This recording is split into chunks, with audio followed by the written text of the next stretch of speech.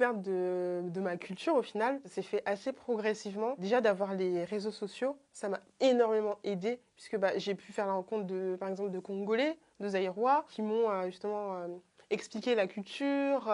J'ai commencé à apprendre le Lingala. 10 ans en arrière, j'aurais dit non, c'est mort, je ne veux pas du tout, je suis pas africaine. Et c'est vrai que justement, ce processus d'apprentissage au niveau de ma culture, etc., c'était honnêtement plus que bénéfique pour moi. Puisque c'est là où je me suis vraiment rendu compte de mes origines, de ma valeur. Il faut être fier de ses origines, de sa couleur de peau, de ses cheveux, de sa bouche, peu importe. C'est vrai qu'il y a encore un tabou qui plane autour de l'adoption, puisque forcément, dans la tête des gens, c'est adopter égale acheter l'enfant. Je trouve ça hyper stupide, débile, etc. Puisque déjà en France, c'est gratuit. En plus de ça, c'est un argument à utiliser pour les harceleurs, etc.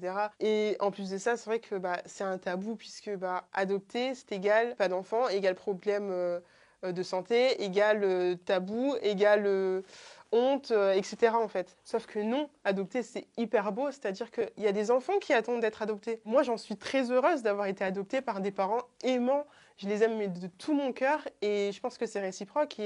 Mais merci, puisque je ne sais même pas dans quel contexte j'aurais été élevée si j'avais pas été adoptée en fait. Et là, je me sens très très bien avec mes parents et moi-même.